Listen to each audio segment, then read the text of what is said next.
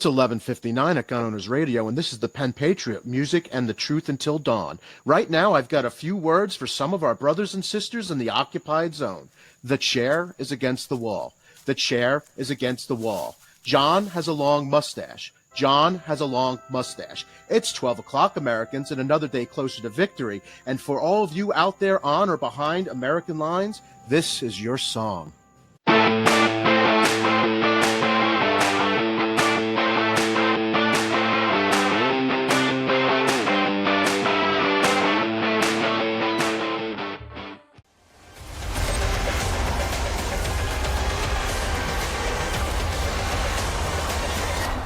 The Der Show. Would America be safer without the Second Amendment? Let me be very clear. I do not want to abolish the Second Amendment. Let me be very clear about that. If I were one of the founding fathers, I would have written it a little bit differently. I'm not even sure I would have voted for it as a constitutional amendment, as distinguished from a legislative enactment. But it's in the Bill of Rights. And I do not want to tamper with the Bill of Rights, because once you start asking the question, would America be safer without the Second Amendment? And if the answer to that is, let's abolish the Second Amendment, think of its implications for the First Amendment. America would be a lot safer without a First Amendment. The First Amendment allows people to advocate violence. And I have absolutely no doubt that we would be safer in the narrow sense of safer from physical attacks without a First Amendment. And I can tell you as a criminal lawyer, here I can tell you from personal experience, the country would be a lot safer without the Fourth Amendment, the Fifth Amendment, the Sixth Amendment, and the Eighth Amendment. How do I know that? Because I have used those amendments to free guilty criminals. Big secret. Promise you won't tell anybody. Most of my criminal defendant clients have been guilty. And thank God for that. Would anybody want to live in a country where the majority of people charged with crime were innocent? That would be Iran, that would be China, that would be many other countries, but it's not the United States. And to keep it that way, we have enacted the Bill of Rights. And I'm here to tell you that the Bill of Rights makes America less safe. But it's a trade-off that the founders understood. They understood and they welcomed it. It was Benjamin Franklin who said, those who would give up essential liberty to purchase a little bit of temporary safety deserve neither. So we know that our Constitution balances safety versus liberty and tends to, in the right way, prefer liberty over safety. So I am not going to argue to abolish the Second Amendment or even to amend the Second Amendment. But I want us to be honest and truthful. The Second Amendment, the wide availability of guns, both legal and illegal, undoubtedly contributes to the massive amount of both gun homicide and ordinary homicide in the country. Every single study, and I've read hundreds of them, every single study, and with the respect I would like to challenge my distinguished opponent, to cite a study that, a legitimate study, that shows that the easy availability of guns does not increase gun homicide. There's really no dispute about that. There's a dispute about whether it also increases non-gun homicide. And there's data both ways on that. But there is no real data to support the null hypothesis, the claim that easily available guns, which the Second Amendment obviously facilitates, results in massive increases in gun homicide. We have two things that uniquely distinguish America from every other wealthy first world country. We have the most guns, and we have the most homicides. Now, you can argue that's mere correlation, not causation. But the very fact that there is a correlation shifts the burden of proof to you and requires you to tell us why there's so much more gun homicide, and I would argue ordinary homicide, in a country that has so many guns. Are we crazier than England and Canada? Are we worse people than India and than Canada and Australia? Is there something unique about Americans that inclines us toward so much homicide? Or is it the easy availability of guns? I argue that it is the easy availability of guns. Notwithstanding that, I support the Second Amendment. Thank you.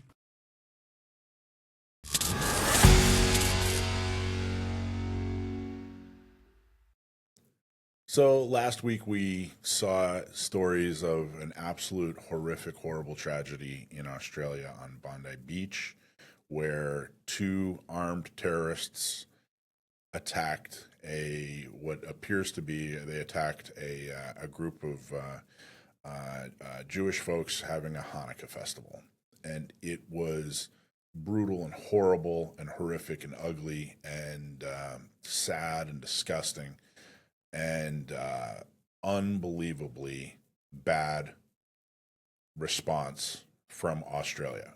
I mean, it was and a lot of people are asking, well, hey, I thought Australia, you couldn't have a gun. And we've actually interviewed a lot of people from Australia, and we're going to have some other folks from Australia on later. But really, for the most part, yeah, you can't have a gun in Australia under a lot of circumstances. But really, Australian gun laws and California gun laws are very, very similar. But I don't think the question should be, hey, how did they get a gun, or where did they get that gun, or I thought they couldn't get guns. The question should be, why couldn't anybody else have a gun to defend themselves? That should be the question that we should be asking, because you watched on these videos a bunch of people who were sitting ducks, and the two terrorists who were shooting them like fish in a barrel followed every Australian gun law, and still they were able to completely dominate for 20, 30 minutes hundreds of people who were defenseless and could do nothing. And the reality is, police officers didn't help, couldn't help. They finally ended it. But you saw some of the bravest people I've ever seen. And I wanted to show you a couple of clips. The first clip is video of the first people who attempted to stop these terrorists. In fact, it looks like the terrorists were just getting out of their car when this video started. So what we're going to see here is somebody who was completely unarmed, who saw what was starting to happen, and they were brave enough to actually try to stop the armed terrorists. So, using the only tools that they had, their hands. Their body. Yep. New dashcam video reveals the first minutes of the Bondi Beach massacre, and you can see two bystanders bravely trying to stop the attack. There's a husband and wife there confronting the older gunman, the father, Sajid Akram. He's leaving his car, rifle in hand. Watch closely. The man in the purple shirt drags the attacker to the ground. They wrestle for control. He rips the gun out of his hands, and then he's swinging it almost like a bat. So the gunman takes another rifle from his car, opening fire on the man and the woman. Australian media is identifying them as possibly the first two victims of Sunday's attack. This video also reveals a crucial piece of evidence. Look at the windshield. You see that black flag? It bears what appears to be the logo of the Islamic State.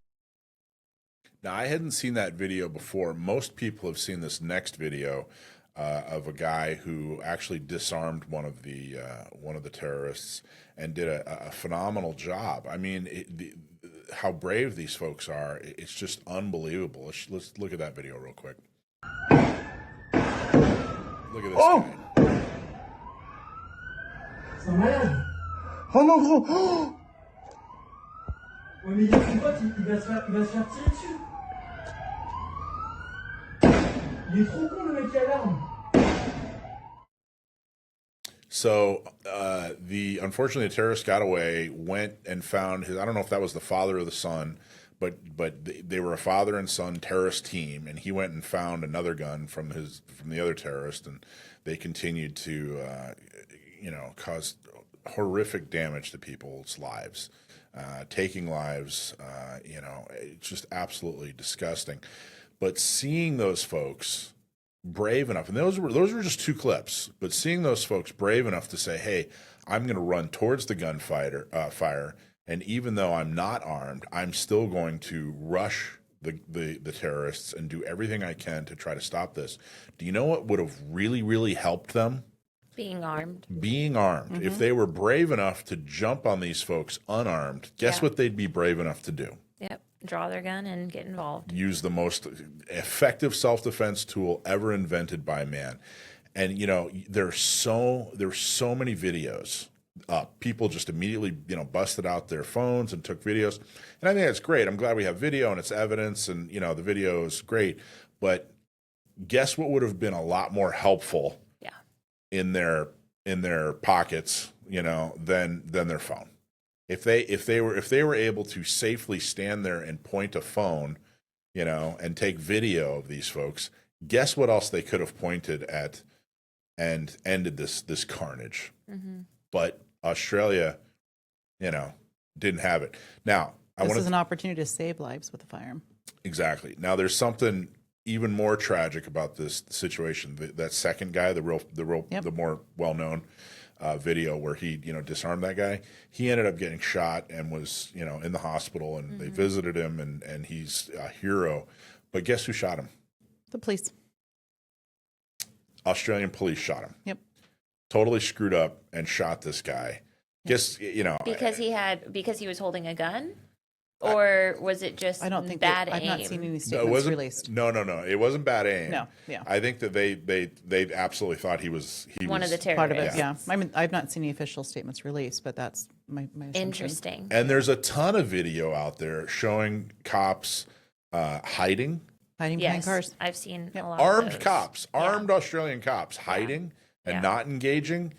You know, even though we had civilians who said, you know, I don't care. I'm going to go after this. I'm not going to armed. give my life to try to protect people I don't know. Right. Now, and the cops who are getting paid to be involved more. Right. Yeah. Am I bashing Australian police officers? Absolutely I am. Screw them all the way to hell, the way that they handled this situation. Yeah. But this was like another Uvalde. They had the means. But even more so, screw the Australian government. You know, this comes from the top. Yep. You know, cops don't just one day, wake up and become incompetent like that. You know, when the culture has changed so much, when the laws have changed so much, when you've disarmed people, when you've made firearms this weird, exotic, or dangerous thing, you know, I mean, it's unbelievable to me, the video that happened.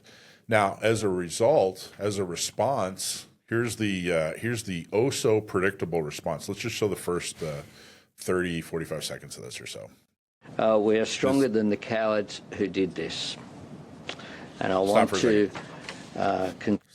So his first statement, we're stronger than the cowards who did this. No, you're not. I think he No, you're not. that, right? Yeah, you're not stronger than the cowards who did this. You know how I know that? Because they were able to keep your police force at bay. They were able to completely dominate, you know, a beach with hundreds of people. You know, you're not stronger.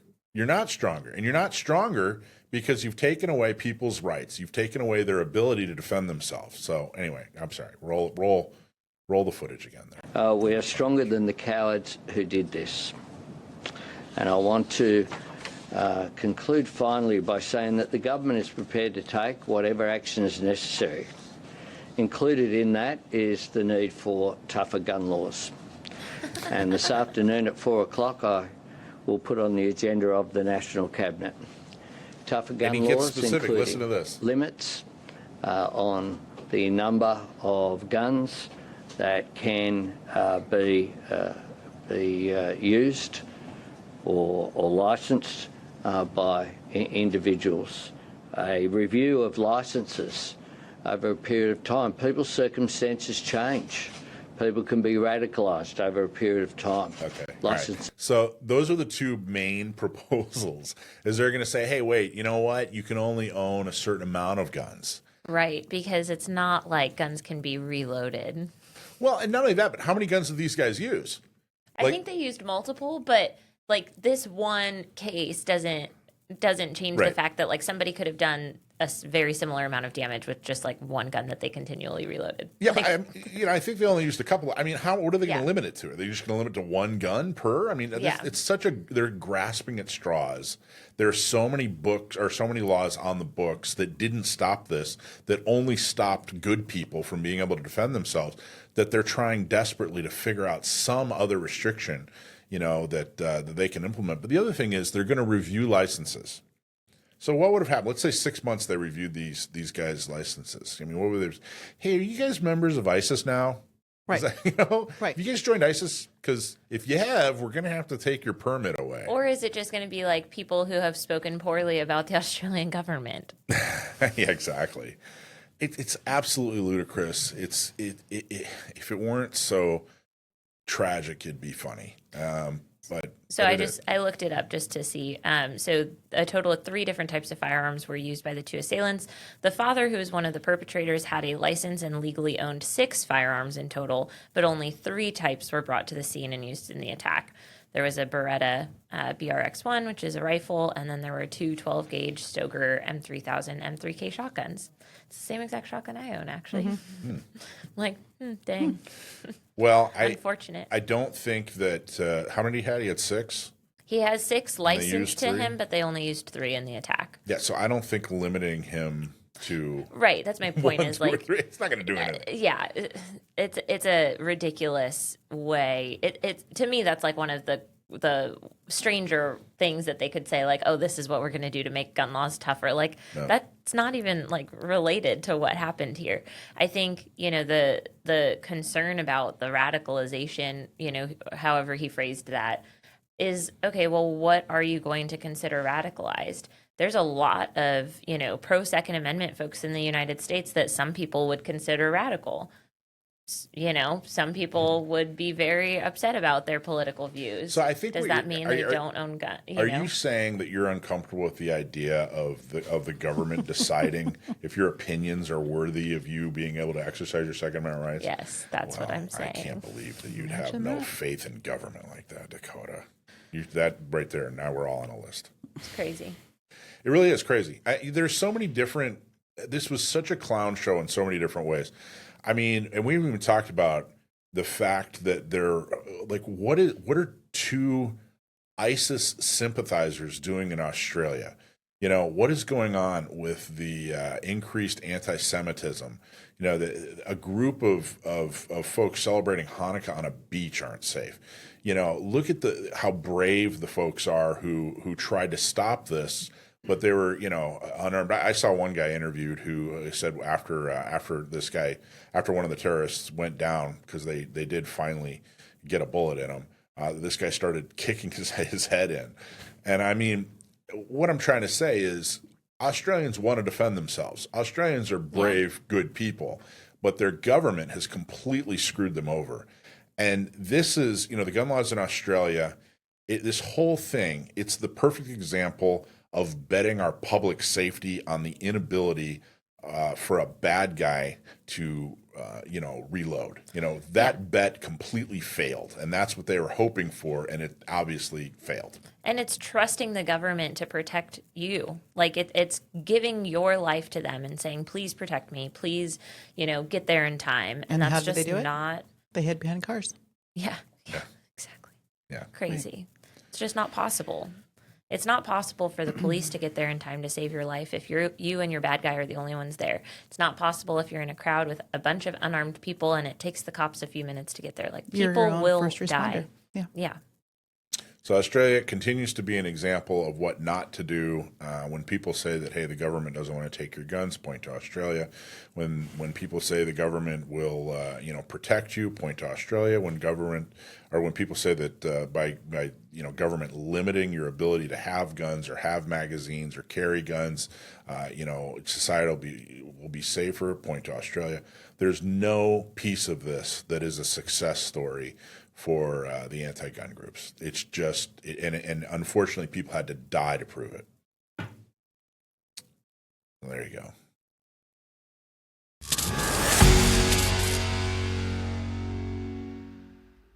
When your rights are on the line and the fight gets real, you need a lawyer who knows the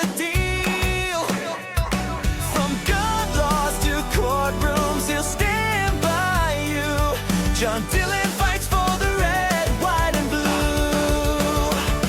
John Dillon defending your rights, keep and bear arms with truth and might. From GVROs to self-defense calls, Dillon Law Group, he fights for us all. When freedom's under fire, who you gonna call? Dillon Law Group, justice for all. DillonLawGP.com.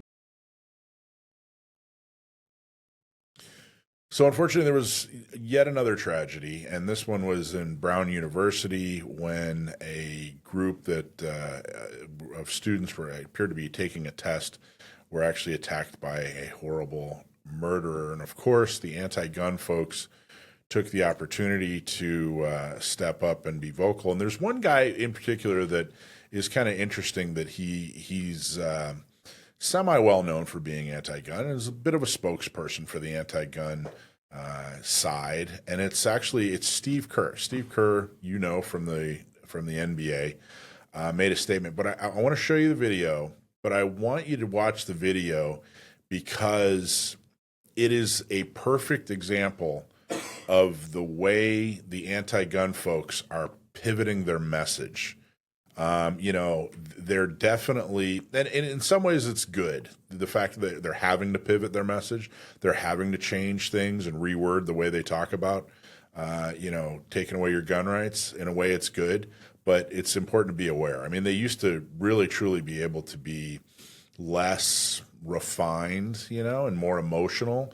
But let's take a look. Look at this message. These shootings continue to happen, and there is something we can do about that. It's human nature just to think, this is so horrible. Let's just not even think about it. But we have to think about it, and the vast majority of gun owners in this country are responsible, law-abiding citizens. They have every right, to own a gun. But it's on us to decide if we actually want to take action, as a country, as citizens. We know that there are common sense measures we can take that will save people's lives. And I just want people out there, it doesn't matter if you're Democrat or Republican or gun owner, non-gun owner, I just want people thinking, what if it were my child? What if it were my brother or sister? Would you be willing to stand up to your representatives and say, you know what, enough.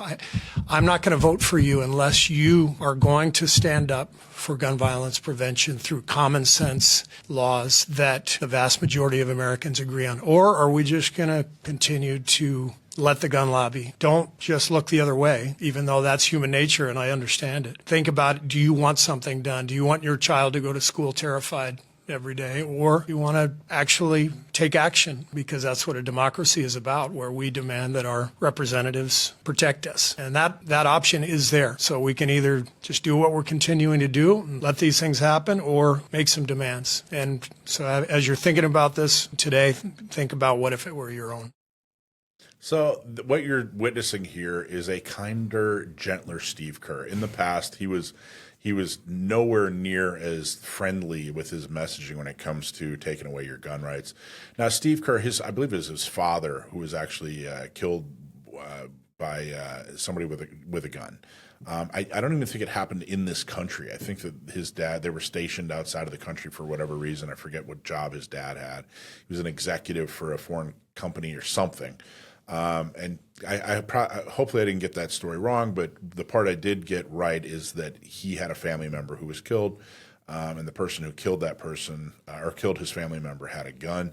So he's been extremely anti-gun ever since, and this goes back decades. For those who don't know exactly who Steve Kerr is, he's currently a coach, but he was actually on the team in the 90s, the Chicago Bulls with Michael Jordan, who won, I forget how many championships, and then he went over to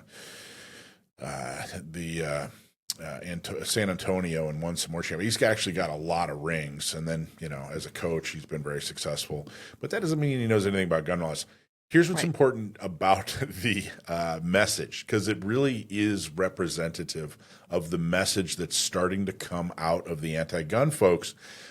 due to the fact that they are continuing to lose at the ballot box, they're continuing to lose in the courtroom, and the wind is now at our backs. You know, we still have a lot of work to do, but things have definitely shifted. The first thing he did is he said, well, gee golly, all gun people are fine, upstanding people, and, you know, they're okay, and they have the right to keep and bear arms, and, you know, whatever, however he phrased it. That's new. That 20 years ago, that wasn't happening. You didn't have the right to keep a gun. In fact, you were a lunatic if you even suggested that. You were some kind of extremist, you know. They could never imagine, you know, guns back in 1791 when they wrote the Second Amendment. But the other thing is this complimentary, like, well, gee, they're fine, upstanding people, so, you know, they're all okay. That never happened either. You're a dangerous lunatic if you thought that you needed a gun and, you know, you were paranoid or whatever. So this complimentary, you know, like, oh gosh, golly, they're Americans just like I am, and they're okay people. And then he goes on to say he made a bunch of assumptive statements that you know, there are things we can do. There are laws that we can pass, and you know, there are laws that everybody agrees with, and you know, these assumptive statements that he doesn't provide any kind of details on. He doesn't provide any kind of proof that they'd be effective. He doesn't even tell you exactly what are these laws. These laws that he thinks, these common sense laws that he thinks are going to, you know, help with whatever he perceives the problem to be, what are they? Well, he doesn't know. Not only does he doesn't know, but he knows that if he does name some of the laws that he wishes to be put in place, that they'd be heavily criticized.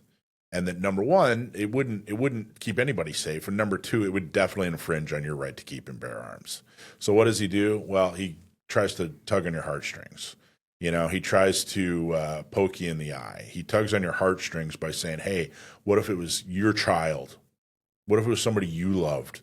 You know, and then he pokes you in the eye by saying, are you tough enough to stand up to a representative and make sure that they'll pass these laws that we know are effective and we know that everybody agrees with? Mm-hmm. So that's the message. That's how they're pivoting. And, you know, the message sucks. But the fact that they had to change it and the way they had to change it, it's actually kind of a positive. It means we're winning. It means we got them on the ropes. It means that if we continue to work hard, if we continue to do the things it takes to win, we're going to win. And Steve Kerr knows that. So that's, I wanted to show that. Now, he was talking specifically, this was a response to the Brown University shooting. San Diego County gun owners issued a press release that I wanted to share with you. And it goes like this. When acts of violence strike schools and public spaces, the conversation that follows is often predictable. Headlines move fast, emotions run high, and once again, calls grow louder for policies that promise safety while delivering very little of it, which is exactly what we saw with Steve Kerr. At San Diego County Gun Owners, we believe moments like these require honesty, not slogans. Real safety is not created by signs on a wall or policies that disarm responsible people. It is built on preparedness, personal responsibility, and the ability of regular people to protect themselves when danger appears. This, of course, is contradictory to his messaging, which is reflective of the anti-gun messaging in general. Advocating for this message takes work. It takes showing up, engaging locally, and making sure policymakers hear from people who understand reality instead of political talking points. His message was full of political talking points. That's all it was, in fact. It was just a bunch of emotion. It was a bunch of fluff. It was a bunch of bumper sticker, platitudes. And like I said, on the one hand, it's good that he's having to make this change and pivot to, a less effective message. But on the other hand, our job is to make sure that we do the things that it takes for the attorneys to win in court and for the elected folks to get elected and implement the policies. And also, we got to make sure that his message doesn't take root in the culture. We got to make sure that people understand, hey, this guy's full of it, and what he's saying is simply not true. So there you go. What do you guys think?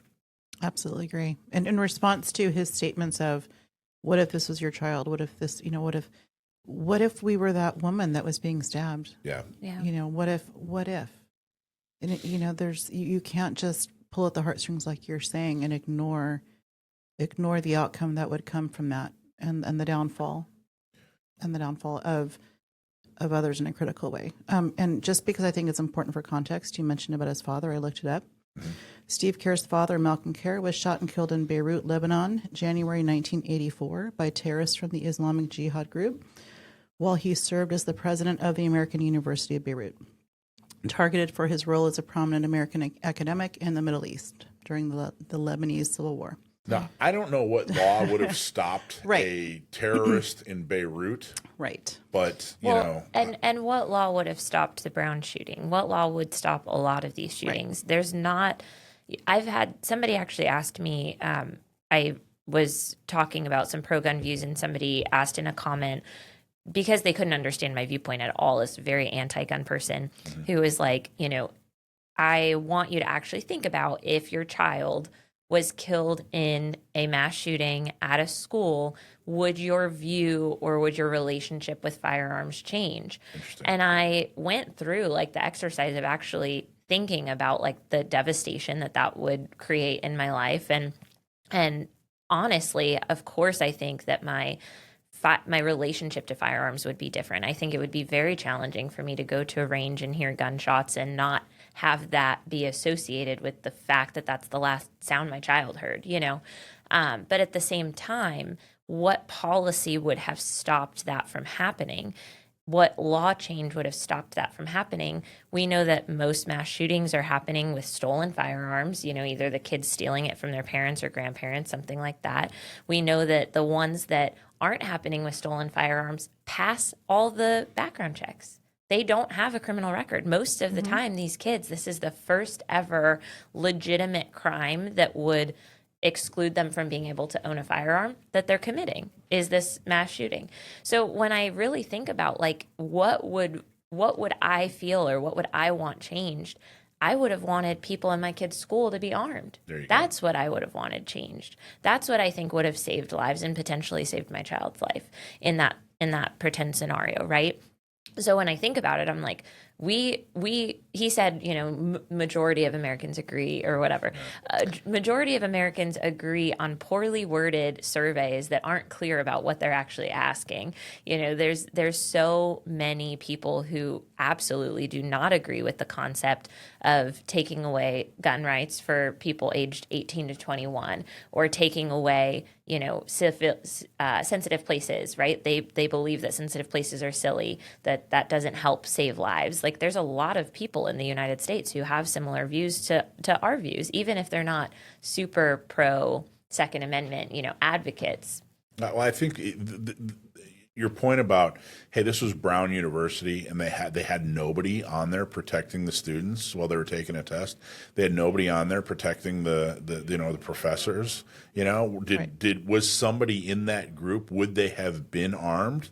But they couldn't because it was a prohibited, you know, area. Like it was a sensitive area where you couldn't carry, you know. But the other thing is, the reason I bring up his past is how rational is his thinking going to be considering what he went through in his life? Right. Now, I think that victims should be taken care of and listened to and helped and you know, we should have all kinds of empathy. But the reality is when they step into the arena where they're talking about public policy, you know, it has to be understood that, hey, you would have to be a superhero to remain a rational person about, you know, this type of subject, about gun crime, you know, gun ownership, that sort of thing. You'd have to be a superhero to continue to be rational about it when this is in your history.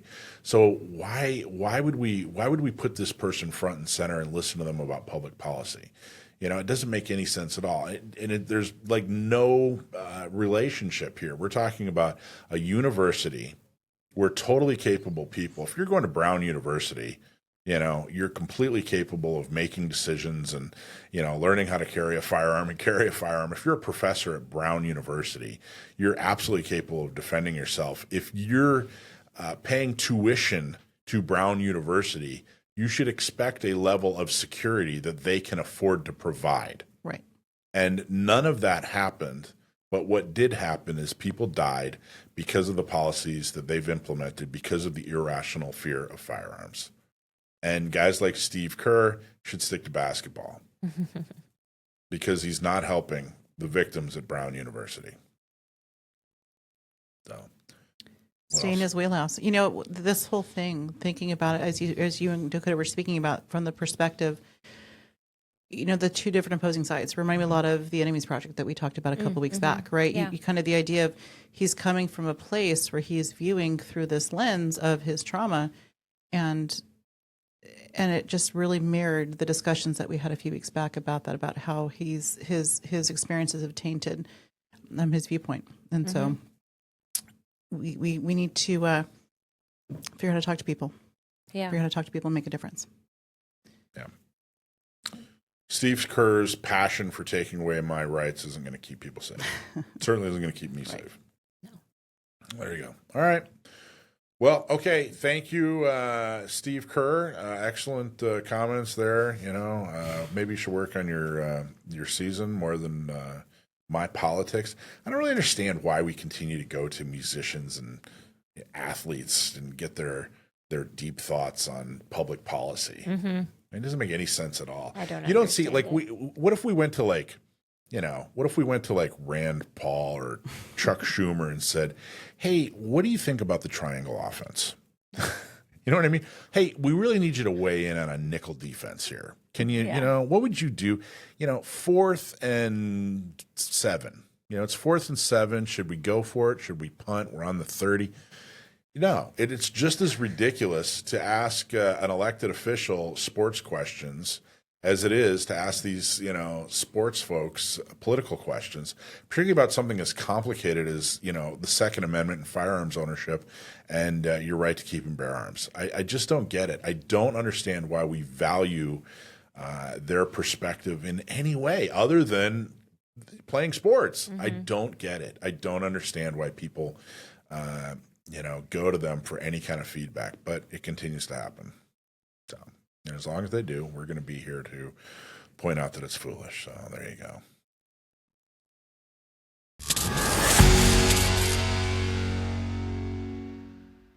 Those of you who know me know that I love training. You've heard me talk about different classes I've taken and different opportunities I've had to train with some of the best. And I'm going to talk a little bit today about Massad Ayoob. Those of you who have never had the opportunity to train with Massad, he is a legend in this industry. He was a former police officer. He has a ton of experience with deadly force, and he has a phenomenal instructor program called Deadly Force Instructor. I went all the way to Detroit back in 2022 to take this class from him, and you guys are super lucky. He is going to be coming to San Diego, so you don't have to travel far to get into this class.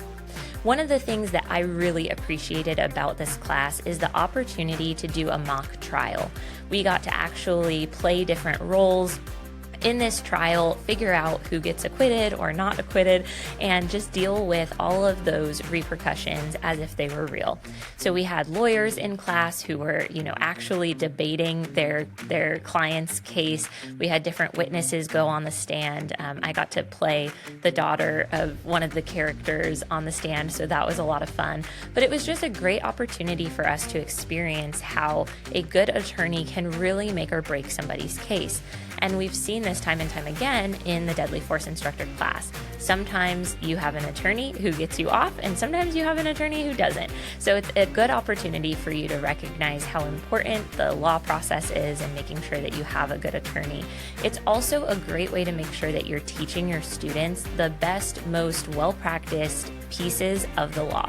So for example, in class, Massad Ayoob will go over a ton of different cases and do some case studies on how these cases turned out so that you can go back to your students with some real life knowledge of how these things played out in court. One of the biggest takeaways for me in this class was the amount of knowledge Massad Ayoob had. And I mean, this guy knows so much about so many things. I took probably 8 pages of notes in this class, and I was able to come back to San Diego and I really revamped my entire CCW curriculum based on what I had learned. So not only is it real life data from actual shootings, actual defense situations, but it's also just a wide breadth of knowledge from an instructor who has literally decades of experience in this topic. I really enjoyed the class, and I think you would too. Go ahead and join us in San Diego if you are an instructor wanting to make sure that your students are getting the best information about deadly force and use of force. And if you're a defense attorney and you want to get a little bit of experience in a classroom with a bunch of folks who have the potential to use a firearm for protecting their own life in the future. So it's a great opportunity for you to learn about deadly force, being a better instructor, and being a better attorney.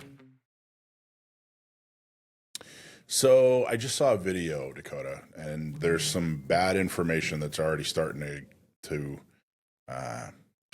go around about Glocks in California. But there's also part of this video was a message that I really want to talk about. I think it's an enormous problem in the gun world. We've talked about it before. We continue to talk about it, but I want to take this opportunity to really talk about it. So I'm not real familiar with the guy. I've seen him on, my feed. Like he's kind of come on the feed, but I don't really follow him. After I saw this video, I went and looked him up, and he seems like a very good guy. He seems like really a competent instructor, and he seems very popular. But I vehemently disagree with some of the things he said, and he also got some things factually wrong. So let's watch the video. So guys, the state of California has banned Glock firearms, but I discovered a really clever workaround. One thing is, let's sue the state because that's totally illegal. But the second thing is this. Okay, so right off the bat, California didn't ban Glocks. Right. That's not what happened. So, what happened They are calling it a Glock ban. Like, colloquially, people are calling it that. But it's not technically a Glock ban. It's not a possession ban. It's not like if you own a Glock, they're going to come and take it away. It's not like if you have a Glock and you're carrying it, that's an illegal, What they did is they said, hey, as long as Glocks are in this configuration, or as long as they're manufactured in this way, or as long as any gun are manufactured in this way, and it just happens to be the way the Glocks are manufactured, then a dealer cannot sell it to a customer. You can still do private party transfers. You can still possess them. You don't have to get rid of them.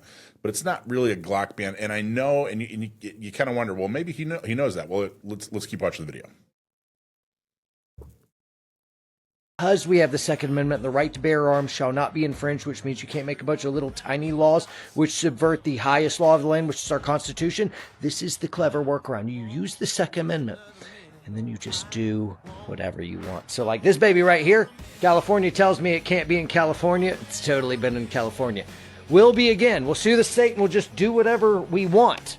Because freedom and America. Yeah.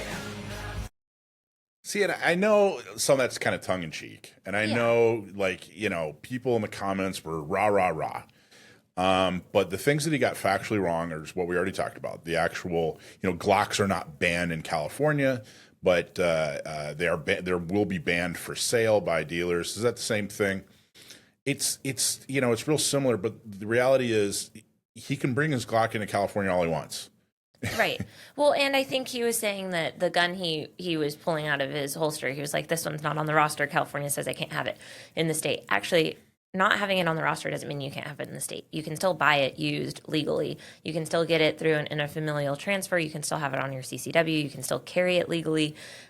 So yeah, I do think it's a little bit of rage bait, right? Like, which is fine. Use your rage bait for views, whatever. But don't. Bad information isn't useful right now. Yeah, don't spread a false narrative just to get people riled up, because the real narrative is bad enough.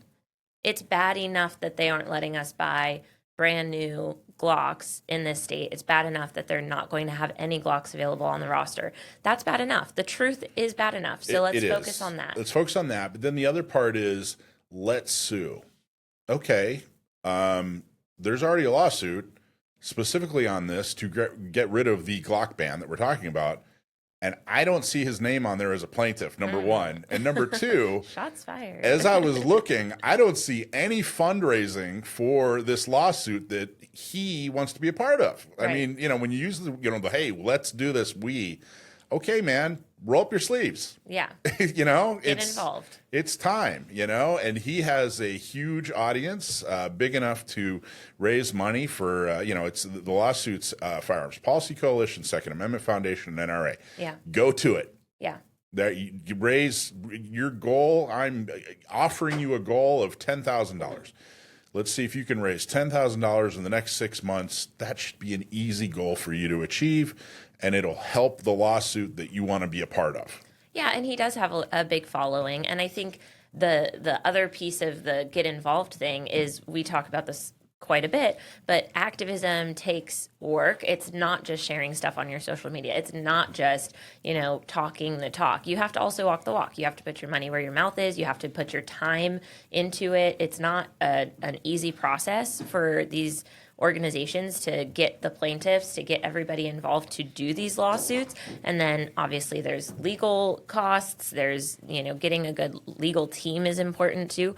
So I'm sure with his connections, with his big following, he could definitely do some good.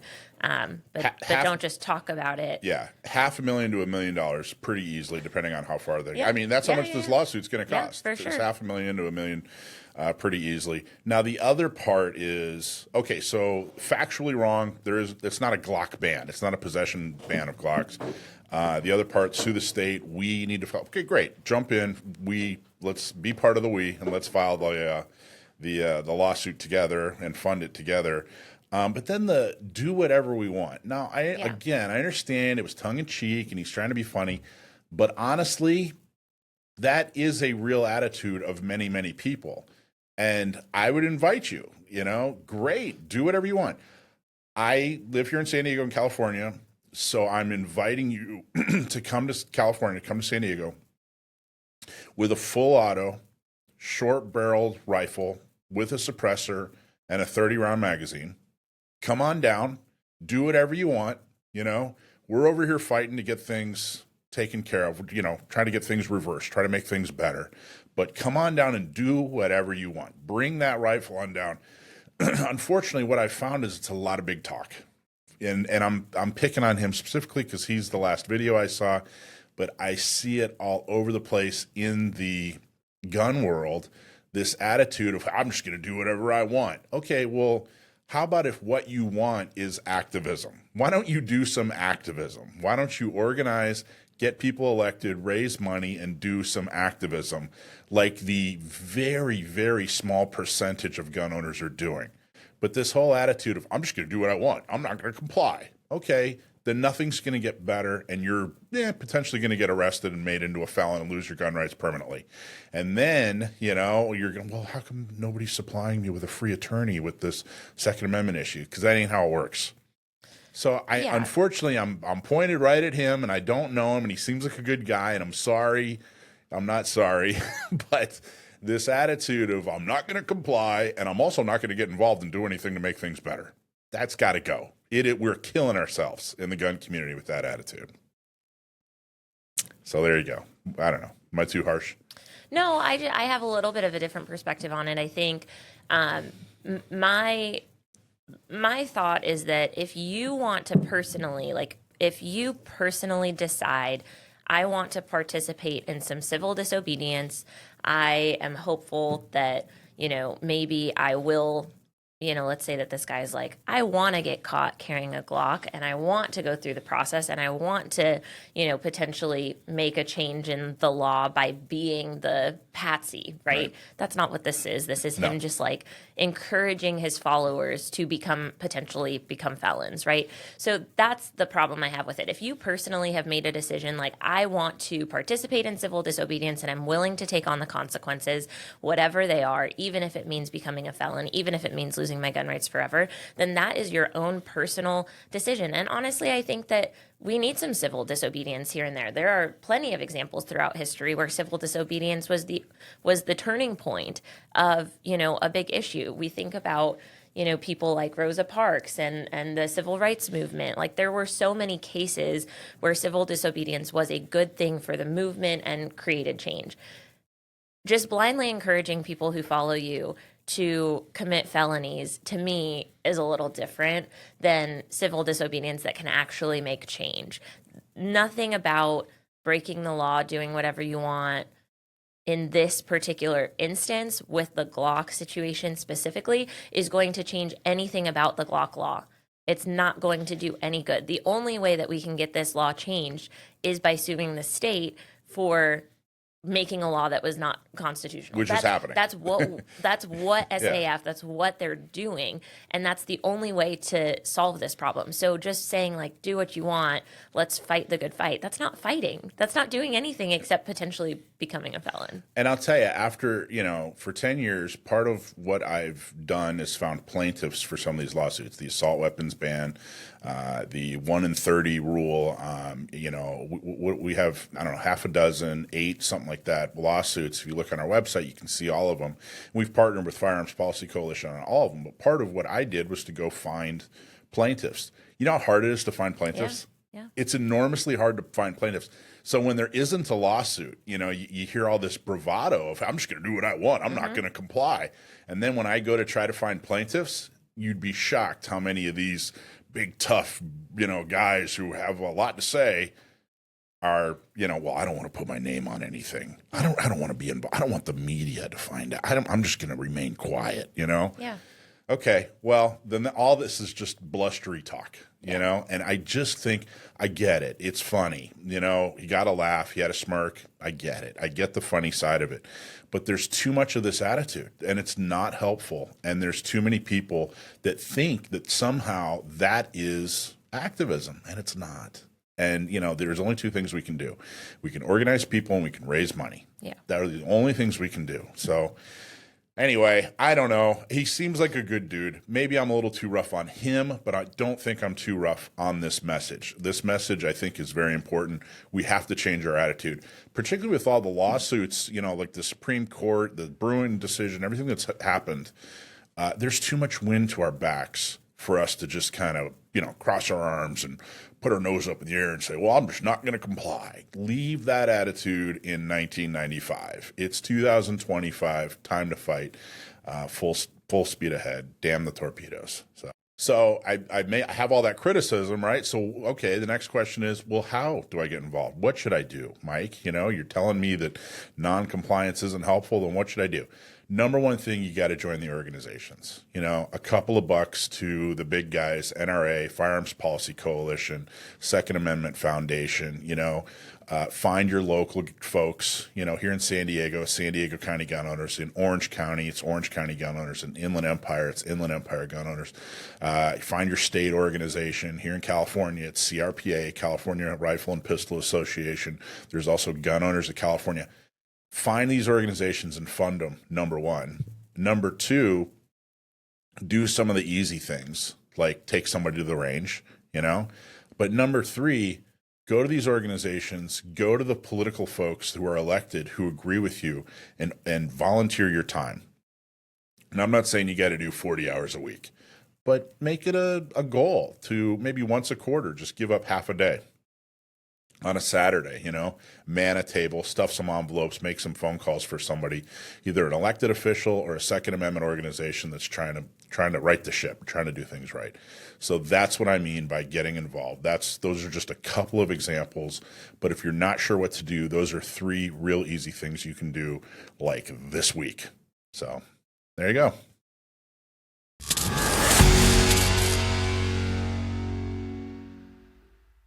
So I'm starting to see a lot of anti-gunners. They're already digging in on H.R. 38. H.R. 38 is a bill that's making its way through Congress that has to do with CCW reciprocity. And lo and behold, the anti-gunners are letting, no moss grow. They're already running after it. And I'm already seeing in my feed videos that are bashing you as a gun owner and making you as a gun owner seem like a dangerous person. Have you guys seen that yet? Have you guys seen these? Yes. Every Town and and all these other anti-gun. There's people with hidden guns Yeah. right next to you in the grocery store. I know. Sure hope so. Isn't that ridiculous? Yes. So HR 38, the Constitutional Concealed Carry Reciprocity Act of 2025. There are a couple main points that we're going to go over, but in essence, I got to tell you, it's the strongest CCW reciprocity bill I've ever seen written. I don't know if it's going to pass in its current form, but right now is the time to create a buzz to make sure that we get the strongest bill, which in its present form, it's pretty strong, that we possibly can. So here's what we did to counteract the fear tactics and misinformation and all the crap being put out by the anti-gunners. Gun Owners Radio has made our own video, and we're going to premiere it here right now. You're going to start seeing this in your feed. You're going to help us by sharing it. But first, here is the premiere. So go ahead and roll tape.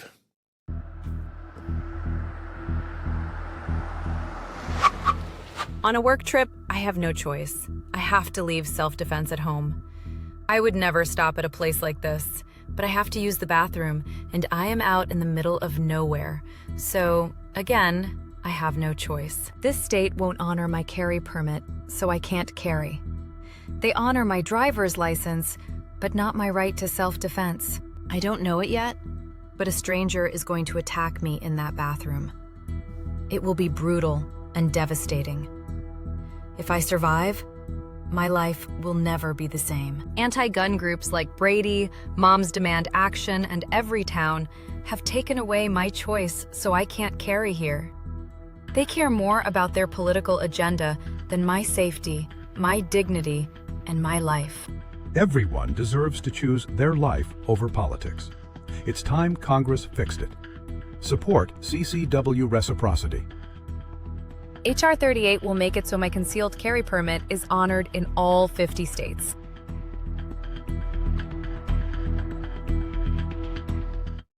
So there you go. What do you think of that? Wow. It's my first time seeing it. Your first time seeing it? I didn't know. Yeah, I didn't know. You didn't know we had a movie studio and a whole bunch of actors waiting. Pretty amazing, right? Yes, it was amazing.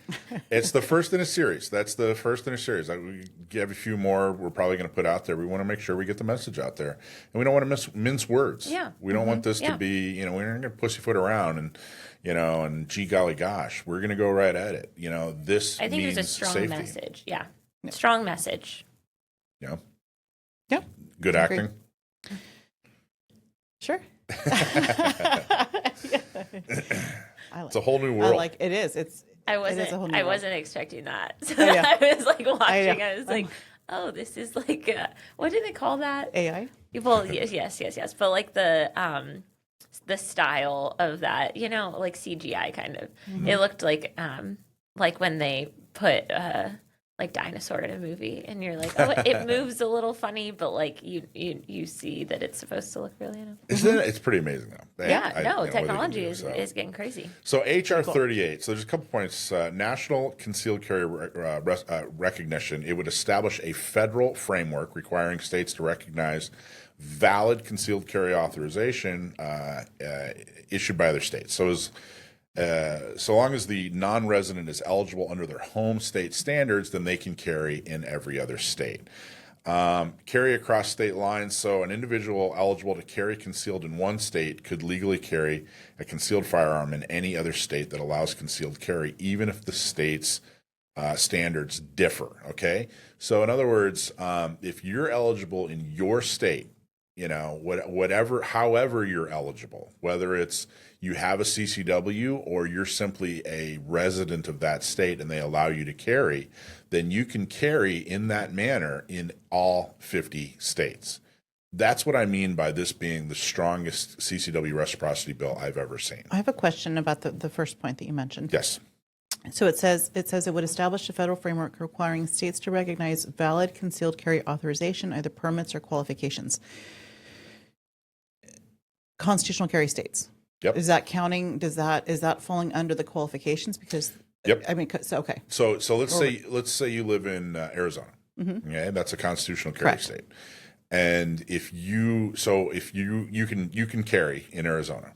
Correct. Just because, why? Because you have a driver's license. Open or concealed. Or open or concealed. Just because you have a driver's license of the from appropriate Arizona, age, right? non-appropriated person. Correct. Right. So if you're in California, okay, and you want to carry just like you do in Arizona, well, if a police officer does happen to want to talk to you or whatever, somehow it comes up that you have to prove that you're legally, able to carry. What would you do? Well, you'd provide, hey, this is my Arizona driver's license. I'm under I'm able to do this because I'm legally able to do it in Arizona. Yeah. Does that make sense? Many constitutional states, though, do have some unique or weird limitations to carry, too. So, for example, Arizona is constitutional carry, but they also have a permit. The constitutional carry parameters limit you a lot more so as to where you can carry, where you can't. Businesses that post signage, for example, there's rules to that. When you have a permit, the rules are different with a permit versus constitutional carry. So it kind of gets interesting to interpret there. Basically, the rights and abilities and the way you prove that in your home state travels with you in all 50 states. Okay.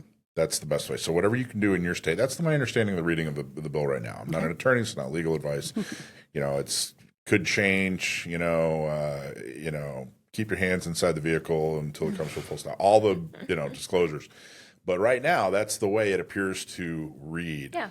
The bill preempts most state and local concealed carry regulations that conflict with the federal reciprocity framework, limiting states' ability to refuse recognition of out-of-state carriers. So no longer will a state be able to refuse your Second Amendment rights, which is great. The preemption is that, hey, federal law is supreme. And then I got to tell you, I want to see how this develops, but it includes a private right of action, meaning that someone whose federally protected concealed carry rights are interfered with could potentially sue for relief. So there's a section in this bill that helps people if their rights are violated. It puts basically extra language in there that says, hey, this is your right. You can sue. You can hold them accountable for interfering with your rights to bear arms. So I don't know. What do you guys think about all that? If this comes through, and this comes through before the SB2 cases, I can really see this being a groundwork for the removal of all of our sensitive spaces and all the SB2 stuff. So, and even if it happens in the reverse, I still think this would really lend well to helping to give relief, because to our restrictions here in California. So let's walk through that. So because it is a bit, basically you're describing it's a bit of a Trojan horse, right? Yes. But in a good way, right? So right. If you're in California and you're able to exercise rights in a way. You're from Arizona and you go to California, you're able to exercise your rights in a way that you can in Arizona, but I can't just because I live in California. I think we can see a clear path to how this is going to make things better in a lot of different ways for a lot of different people. Yep. Yes. Now, one thing that everybody always screams about is, hey, CCWs, why, we shouldn't have to, whatever, blah, blah, blah, blah, blah. Whether I agree with you or not about CCWs, whether I agree with you on, you should or shouldn't have to get a CCW, whether I agree with you that CCWs are horrible and they're gun control, whether I agree with you or not, doesn't matter. What matters is the idea that we're going to get national, we're going to get a lawsuit that wins and we get constitutional carry nationally is somewhere between slim and none. Why? Well, if you look at the Bruin case from the Supreme Court, they were very clear, and this is Justice Thomas, and the Bruin decision is, an extremely strong pro-Second Amendment decision. But the reality is the Bruin decision, as it was written, was very, very clear that requiring a CCW is not unconstitutional. But making it subjective, and giving the power to bureaucrats for subjective purposes, that is what's unconstitutional. From the decision, this is directly from the decision, from the Supreme Court decision written by Clarence Thomas. First, the court's decision does not prohibit states from imposing licensing requirements for carrying a handgun for self-defense. Now, you can throw a fit, you can disagree, you can get mad at all that. I get it. I'm not discussing whether or not I agree with it or disagree with it in this segment. What I'm saying is that with that Supreme Court attitude, there's no lawsuit that's going to overturn CCWs forever. That's not going to happen. The best case scenario under this decision is that all 50 states decide legislatively to go constitutional carry. I don't think New York's going to do that. I don't think California's going to do that. I think there's about 7 states that just simply aren't going to do that. But CCWs are not going to be banned by the Supreme Court in its current makeup with the Bruin decision on the books. It's just not going to happen. They're crystal clear. Another quote, in particular, the court's decision does not affect the existing licensing regimes known as, quote, shall issue regimes. They are employed in 43 states. This was back in a couple of years ago when the decision came out. Those shall issue regimes may require a license applicant to undergo fingerprinting, a background check, a mental health records check, and training in firearms handling and in laws regarding the use of force, among other possible requirements. Crystal clear. Again, do I agree with it? Do I think it's right? Doesn't matter. What matters is it's in the decision, it's on the books, the Supreme Court said so. So I wanted to just touch on that but still HR 38, extremely, extremely strong. I like our video. I like the message. I think we're going to make even more of those, but let's get that message out into the culture and make sure that other people see that you as a gun owner, you're not a bad person. You're trying to protect yourself. You're trying to protect your life and your dignity. I think that's important.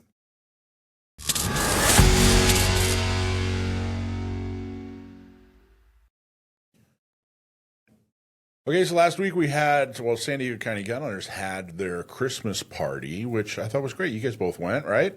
I bumped into both of you. Yes. We were there. It was fun. It was fun. We had about 100 RSVPs, and the food was excellent. Mm-hmm.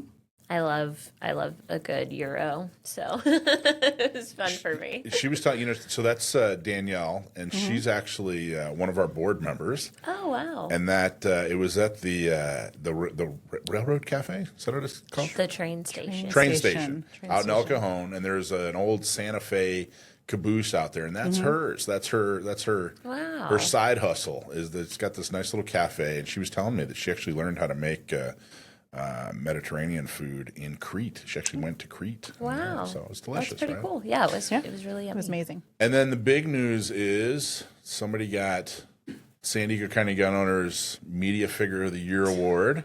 I did. How do you feel about that? It was fun. I wasn't expecting it. I was sitting there stuffing my face with said Euro, and then I heard my name, and I was like, "What?" So that was unexpected, but very appreciative. Good. And somebody else got an award. I was playing with the dog. Yeah, what do you get? Yeah. Neither of you guys were paying attention when I was trying to give out awards. Sorry. And then we gave you an award. Thank you. Much appreciated. Absolutely. Well, you guys Happy both to do it. you guys both do so much. You're so appreciated. And we had a lot of really great folks there. We had their the mentor from the Shooting Social of the year, and board member of the year, and MVP, and there's so many people that do so many things. Yeah. The coolest part is when we sit down to try to figure out who is going to get these awards. There are decisions that have to be made.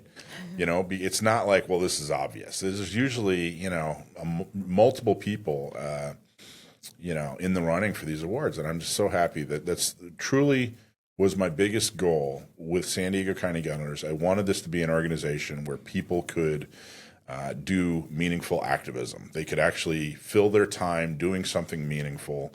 They didn't just show up at a meeting and then go home, or they didn't just get a newsletter and get frustrated. They weren't just posting memes on the internet. They could actually do something, interact with people, and move the ball forward. And I got to tell you, you guys do that every single day, and I'm so appreciative of both of you. So thank you, and congratulations to both of you. Thank you. Thank you, Mike. Yes, absolutely. For all that you do. Sure, absolutely. Well, thank you. Okay, so what did you guys think? Let me ask you. I was thinking about all week. What did you guys think of our guest last week, the law enforcement guy? What were your thoughts on that? because I have not been able to stop. I thought it was a very interesting guest, probably for a lot of the wrong reasons.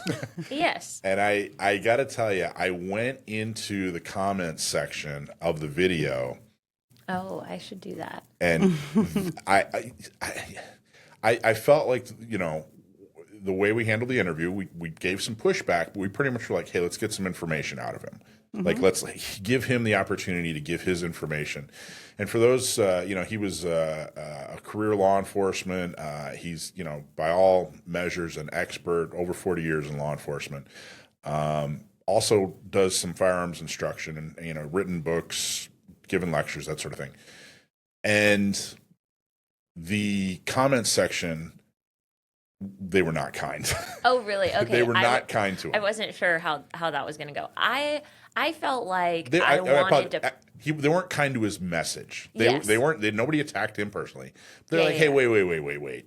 That's not pro Second Amendment enough. Right. Well, not just is it not pro Second Amendment enough. I kind of felt like the guy wasn't pro Second Amendment. Yeah. So talk more about that. Yeah. I mean, there were quite a few things, but his whole thing about CCWs I thought was pretty much like the exact opposite of my view, which is less regulation related to CCWs, less training should be mandated by the government, less shooting ability should be necessary.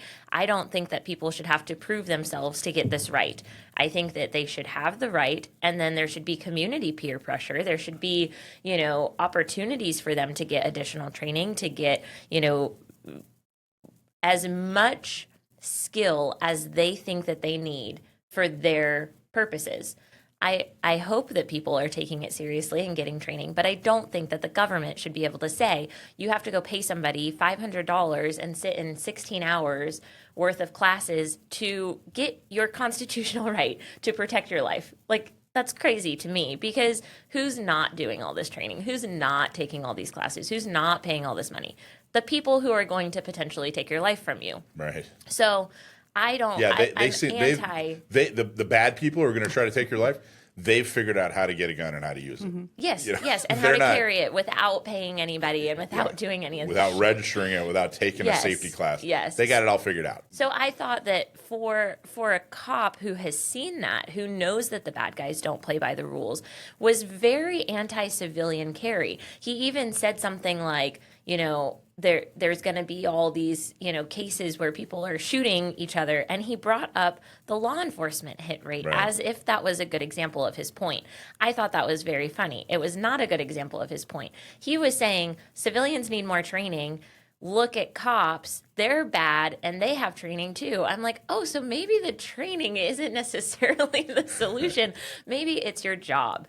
When you are a cop, you are chasing down bad guys. You are, engaging in foot pursuits. You're doing all these things that civilians will never do. And I kind of tried to make that point. I don't think he really got it. But why agreed. Are we... He probably got it and just didn't agree. Yeah. Like, that's not his reality, which is kind of what... that's the interesting part, is that he is experienced and he feels like he's fighting for Second Amendment rights just as much as we are, but it's interesting that we have a very different reality. And I think that we all know law enforcement folks, professionals, cops, federal, state, whatever, who are wonderful pro Second Amendment people. Yes. But by and large, and especially the leadership, law enforcement doesn't realize that, number one, when it comes to Second Amendment, they're stuck in last century. They're stuck in the late 90s, when it was kind of, guns for me, but not for thee, was very much law enforcement. And they're not up to date on the actual statistics for some of this stuff. Like, he didn't know that civilians are not out here missing and shooting the wrong person. No. That's not happening. It's very, very rare when that occurs, and he didn't know that. He was probably thinking civilian hit rates are 18%. There's just not studies for it, like at least the law enforcement side, you get to watch body cam footage. There's a lot of research that goes into it. But I don't know that he really thinks that civilians should have the right to carry a gun. He wants civilians to have to prove themselves in order to exercise that right, which to me is like the opposite of Second Amendment, like pro Second Amendment. It's the opposite of a right, I shouldn't Yes. have to prove myself I shouldn't have to say, hey, I'm responsible enough to practice this religion. Yeah. I'm responsible enough to write an article criticizing the government, it's not how it works. I would like to think that he is in the minority as far as law enforcement feeling the way that he does. I would say he's definitely not alone, but I would sure hope that he is not, that he's on the side of the minority. My experience has been the opposite of what he's showing, but I fear that him putting this out there, that there are people that may look up to him, people that may take his viewpoint as an experienced officer as advice. And I'm concerned that his putting his information out there in that way could influence future generations or waves of officers who would otherwise maybe not go that route. I will tell you, teaching courses, I teach CCW classes, renewals, people, because there's a discussion as part of the class. We talk about, that your duty to inform, the fact that we have no duty to inform. So then we talk about, do you volunteer it? Do you not? And so there's often input, and there's a lot of people that are fearful that if they volunteer it, they're going to come across one of these officers. Yeah. And it's a good fear to have. It's a reasonable fear to have. And by the way, he wasn't some wacky California law enforcement guy. Right. No. He was from the East Coast. Well, North And Carolina, the South, right? yeah. Like the South, where there's lots of guns. Gun culture is so much different there than it is in California, and So- he still had that. So you opinion. can't blame it on that. But the other thing is, I think that police officers in general, but again, particularly their leadership, still think that they have the type of political clout and public support that they did in the 70s, 80s, and 90s, where they were, beat cops and, helping little Johnny, and whatever. That's not the reality anymore. Yeah. And politically, their clout when it comes to elections, that sort of thing, they still raise a significant amount of money. But when it comes to people valuing where police officers stand on any issue, is somewhere around save the whales at this point. I mean, it has plunged, and they don't quite get it. They don't get that culture, politics, public opinion of police has changed significantly. And I've noticed that when they talk about it, or when someone talks to them about it, they immediately turn into the victim, like, oh, well, poor me. We have these tough working. Yeah, we get it. We understand that. Yeah. But, they're not changing with the times. So both their Second Amendment views are not changing with the times, and their perception, their culture, and who they are to society. That realization that things have changed significantly is not changing with the times. Yeah. Yeah. So.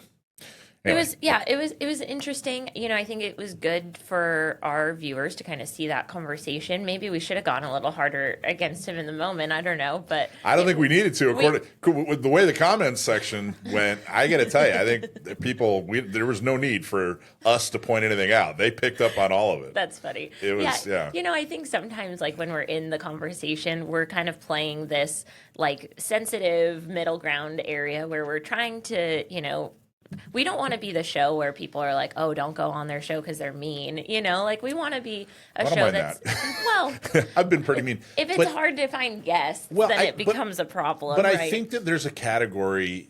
The reason we didn't go harder on him was, number one, like I said, I think he was getting his message out there. Yeah. He wasn't misleading anybody. He was like, hey, here's what I believe. So there was no need to. But he wasn't necessarily like a sheep in wolf's clothing. Right. He was, he wasn't like a politician who's trying to fool us into thinking, right. and then they'd vote against it, whatever. That's not who he was. He was proving a Who he point was. that wasn't working in his favor. And he did it all by himself really well. He didn't need us. He was somebody who, I think, if we can just correct some things and point him in a slightly different direction on like 20% of where he stands. You know what I mean? Mm-hmm. Like, he's almost where he needs to be. Whereas, some of the politicians who deserve our wrath, they're not where they need to. They're trying to fool us. Like, they're where I think he just has a slightly different perception based on his worldview and his experiences, where these other politicians are just trying to screw us. So I think that was an important distinction. That's why, we didn't. I don't think there was a need for us to go hard on this guy, But I would like to spend some time with him. I'd like to spend some time with him. Show him the reality of it, not his skewed side of it. I think that would. That's good for a lot of people. Yeah. Okay, so I got some good news for you. Yes. Gun Owners Radio. I have two separate sources where we were ranked, and the first one I want to show is where we were ranked number 6. Check this out. Let's start at the top of the list and move down to where we are. Number 7, I guess. We're number 7. Yeah. We were Why do I 6, keep now we're going 7. on? I don't know. So number 7. There you go. So this is the best 60 gun rights podcasts in the U.S. By the way, there's a top 60, which means there are way more than 60 gun podcasts in the U.S. Okay, so there's number 1. Okay, now keep going down there. Keep going down. There's Cam, awesome guy, awesome show. Keep going down. Keep going down. And then coming in at a strong top 10, number 7 position, Gun Owners Radio. Hoo-ha. I was very proud of that. We're number 7, you know. I think that's really, really cool. But there's more. If you look, there's a whole other source, a whole other list where, let's pull that one up. And on this one, we're, well, all right, boom. There's the reveal. We're number 3. So wait, go back up. Who's number 1? Gun Talk. I got to tell you, this list, Gun Talk number 1, and then who's number 2? Bearing Arms with Cam, and then we're number 3. This is the most accurate list I've ever seen. What I will say, though, is that you guys should go leave us a review on Apple, because of all of the top podcasts, everybody's got hundreds of reviews or thousands of reviews, and ours says 29. It's uh-oh. So go give us a 5-star review on Apple Podcasts. We're the little podcast that could. Yeah. Don't leave a review if it's not going to be 5 stars. We only want your 5-star review. 5-star reviews, please. And then last is my favorite meme of the week. I wanted to show you guys. Unfortunately, it's a little bit of dark humor, but I think it's a poke at Australia, and it's well worth it. So here we go. Here's my favorite. There's my favorite meme of the week. Mm-hmm. It's not even from a gun source, but it's gun related. Boom. Australian man who wrestled gun away from terrorist charged with unlawful firearm possession. We're going to talk about this in a couple of minutes. We're going to talk about a little bit about what happened in Australia, but it's so believable. The ridiculous, Australia and the way they handled that and the way they handle their gun laws is so absolutely ridiculous. It's so believable that that's something that may have happened anyway. There you go. That's funny. Yeah. I think that the prime minister went and visited the guy who wrestled the guns away, and they're giving him some kind of a hero award and stuff. So thankfully, this is a joke. Well, so we have some news on that guy. Let's wait till we're going to talk about it later. But there's the story gets interesting, so ridiculous. It's horrible. It's tragic. We talk about that, but it gets so ridiculous. But anyway, speaking of ridiculous, I think we were going to talk about a ridiculous change to CCWs. Yes, that's the big news. Yeah, okay, let's talk about that. This is a big change. Let's go ahead and display what the sheriff's department sent out. This is in San Diego. It counts for all of California. Yep. So a big part of what they've done over the last couple of years with various pieces of legislation is they've really centralized and standardized many, many pieces of the CCW process. It used to be basically 58, sheriffs were issuing, a couple police chiefs too, but they had a lot of autonomy. They had a lot of ability to do whatever they wanted. So they in a way, it's good that they standardized it, but the way that they standardized it is horrible. So yeah, it's good for the counties. So this counts for the whole. This counts for the whole state. Go ahead, keep the display up. There's some counties where this is a benefit. Yes, San Diego County, this sucks. Yes, it's good for the counties that were really bad about CCWs. It's bad for the counties like ours who had lenient policies on this kind of thing. Yep. Yeah. So AB 1078 goes into effect January 1st. There are several takeaways from the new bill, but the biggest in Sheriff's Department, in their opinion, is regarding renewal applications. So starting January 1st, which is just a couple weeks from now, all permits that are expired more than 90 days are not eligible for renewal. So this is a huge change.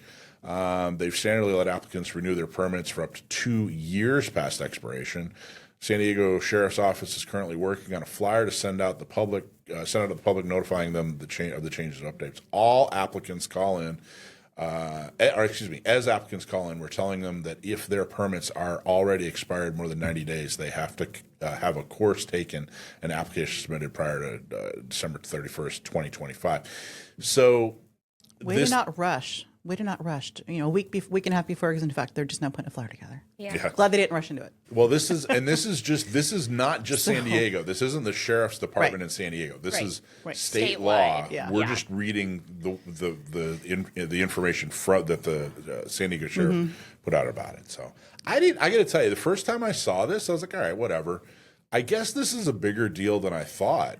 Because our law has been or the rules in San Diego County have been so lenient, I know a lot of people have slacked. They've just not been on. Now, shame on them, first of all, for not renewing it, for not being up on it, because the moment you expire, you legally can't carry. So shame on them for that to begin with. But the protocols just kind of lent this feeling of, why rush, why hurry? I can do it whenever. I have 2 years.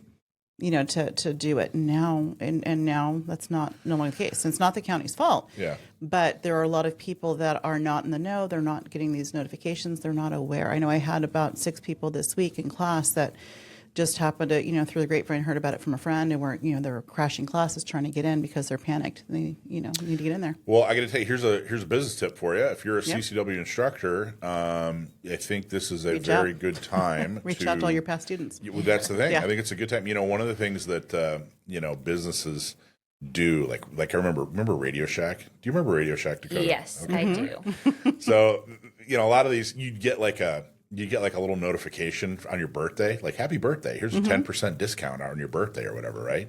CCW instructors, a couple of months prior, when they got their CCW, when it was issued.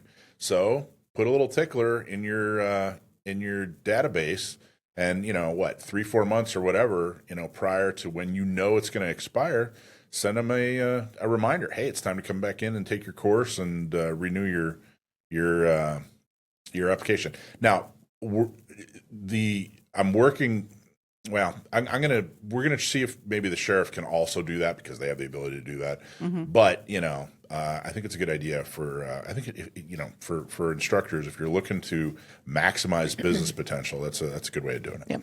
I did think it was kind of funny that they said they're putting flyers out in the community. I was like, can't you just contact everyone who's expired? Like, don't you have literally their phone number and address? You're going to see. Can't you mail them something? They were doing texts for a while. They have an email list. Yeah. You're going to see like a bunch of deputies out there like stapling handing flyers to telephone poles, like door to door. Yeah, like it's a grunge concert in the 90s or something.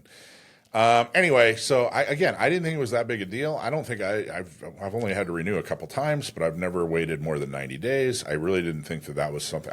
There's a lot of people that are. Yeah. A lot of people that are. That's I have surprising to a me. ton of people come that are completely expired and have been for a while. The thing is, I think a lot of people get their first CCW not knowing if they're actually going to carry a gun. But they heard about the Bruin decision, whatever, and they're like, okay, now's my chance before maybe my rights get taken again, or before it gets difficult again. So people went and applied and got permits and then never utilized their permit because they didn't really feel ready to be carrying a gun.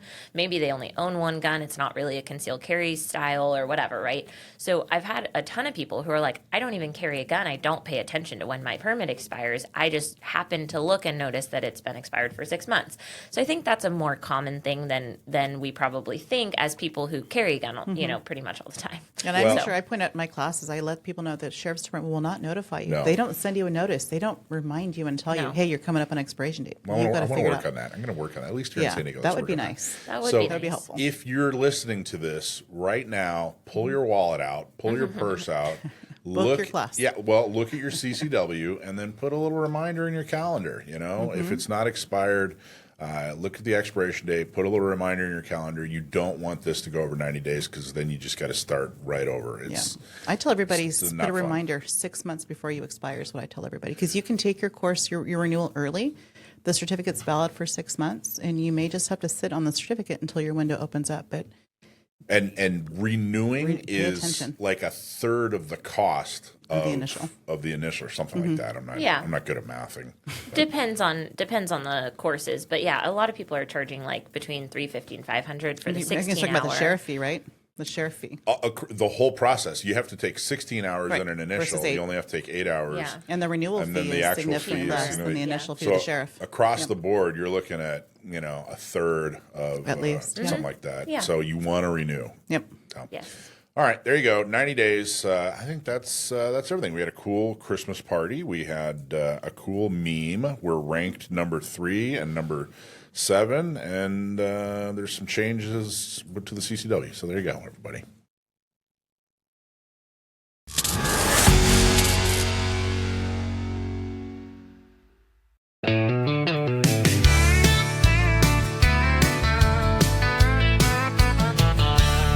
Well, back in the day we scrubbed and swore, toxic fumes drifting through the door. But the times have changed and it's almost fun. Just clean your gun with Seal 1. No harsh chemicals, no compromise, just a safer solution for American lives. From the vets who know what it means to serve comes a cleaner that gives your gun what it deserves. You wipe it on, wipe it off, and the carbon's gone. Seal 1 and done, just like that, move on. Improve reliability, smooth every shot, performance that lasts. Like it or not, it's non-toxic, it's safe, it's the real solution. Seal 1 marks the new evolution. Do your gun a favor, Seal 1 and done. Clean, lube, protect, and gets the job done. All right, this is Stump My Nephew, except he's not my nephew. He's Mike's nephew. Yeah. You guys know him as Sam the Gun Man, and he has a wide depth of knowledge on everything firearm related. So folks write in, try to stump him. If you successfully stump him, then we'll send you something cool in the mail. If you want to submit a question for us to read on the show, go to Gun Owners Radio, go to our website, and find the Stump My Nephew page. Hey, Sam, how's it going? I'm well. How are you guys? Good. Fantastic. He's everybody's. He's everybody's nephew. He's you know what I mean? That's what he's turned into. Yeah, he's California's nephew. Yeah. Nephew of the show. He's the entire gun community's nephew at this point. Aw, we like that. I think we've got a good question for you today. I'm excited about this one. Yeah. What do you think? Should we do a side bet? You think he's going to get it? I think he's going to get it. He's going to get it? Yeah, me too. Well, now that you've said that. All right. Would it make you feel better if Mike's on the other side? Mike's just I think he might deliberate. I think he might deliberate out loud a little bit, but I think he's going to land on the right answer. Yeah, that's my guess. All right. Well, let's hear it. All right, Sam, you ready? Let's do it. Your question is from Kelly, and Kelly lives here in San Diego. So she asks, an AK-47 is famous for being a piston-operated firearm, but it wasn't the first. What was the first mass-produced firearm that was piston-operated? Kelly from San Diego, thanks for writing in. What was the first mass-produced piston-operated firearm? Now, a little bit of background while I try to work my way to the answer. By piston-operated, it's meant that the unlocking and cycling of the bolt is performed by, you have to get energy into the system somehow. That's how all repeating firearms work. There's some kind of locking mechanism that you need to unlock. If it's a manually operated bolt action or lever action or pump action firearm, you provide that energy as the shooter. A piston operated self-loading rifle or shotgun taps off some gas from the barrel, from a gas port in the barrel usually, which presses on a piston that's connected via an operating rod to usually a bolt carrier, and that unlocks the bolt using a cam surface, usually if it's a rotating bolt firearm or some other means, pulls it to the back, and then a spring pushes it forward and locks the bolt again. Pretty simple. Totally simple. Yeah. Well, it's a lot like with most concepts in firearm mechanics. It is a lot easier to just show in a diagram or with a disassembled gun than it is to explain verbally. But it's simple, it's robust, it's very, very common. Now, I know that one of the first gas-operated firearms, period, if not the first gas-operated firearm, was one of John Browning's flapper guns. Those are in the museum there in Utah. Yeah, you saw that. They're mass produced. It was a lever action that he put a big piston and a plate over to catch some of the gases out of the end of the muzzle, and that would push the plate, and that would work the lever action. It was pretty interesting. But yeah, Browning's idea was basically, hey, why am I spending why am I expending my own energy to cycle the lever on this lever action rifle when there's this considerable amount of recoil that's basically wasted energy coming from the bullet leaving the barrel and the gas propelling the bullet leaving the barrel? Why don't I use some of the gas to cycle the action for me? But as for first mass-produced piston firearm, ooh, this is tough. I'm gonna have to say it's the Colt Browning Model 1895 machine gun, nicknamed the Potato Digger, but maybe Maxon beat him to the punch. I'm not sure. I'm gonna say it was the Potato Digger. I don't think that's right, but that's my answer. Final answer? Final answer. What was the name of that one? The Colt what? Colt Browning Model 1895. It's neither of the ones. I wish I would have. This is the one time I chickened out. Is it going to be the Marlin? No. Okay. No. I didn't take the bet against. I would have won this time. One of the rare times we've, Kelly here from San Diego has stumped my nephew.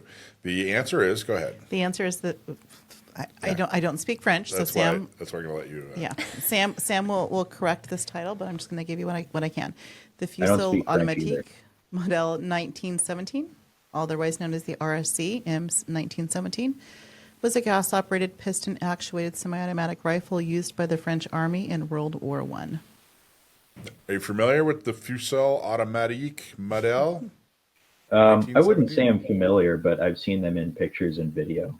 They're interesting guns. The French were certainly ahead of their time in figuring out that a semi-automatic infantry rifle was a good idea, and they led a lot of development on that. But was the question specifically first gas-operated rifle to enter mass production, or first piston-operated rifle, or first piston-operated firearm? Because I'm opening a web browser right now. I want to check something. The question was piston-operated firearm. First piston-operated mass-produced firearm that was piston-operated. Okay, because I'm pretty sure the Potato Digger. You think Kelly from San Diego didn't get it right? Is that what I'm starting? Well, I know the RSC was an early one. Check American Rifleman. It was chambered just for fun while you were doing your You know research what else? there. I think the French probably also, 8mm Lovell, right? 8mm. Yep, that's what I was just getting ready to say. The French were also the first to perfect the drop test. Yes, they were. They did it for different reasons, but and theirs was even tougher. They did it while running, so Multitasking. Yeah. Always an opportunity to always take the opportunity to crap on the French. I say. So what do you got, Sam? Looking at now, I'm sure there was probably one before the 1895, but it does use a gas piston. So it wasn't the RSC that was first, because the M1895 preceded it. But I don't know if the M1895 was the first either. Because why not? Whoever Why wouldn't it be? designed the RSC wasn't the first to develop any gas piston operated firearm. Because I mean, there were recoil operated machine guns that preceded it, but there were also gas operated machine guns that preceded it, and the direct impingement system hadn't been developed yet, and they certainly weren't gas delayed blowback. So I know there were piston operated machine guns before 1917.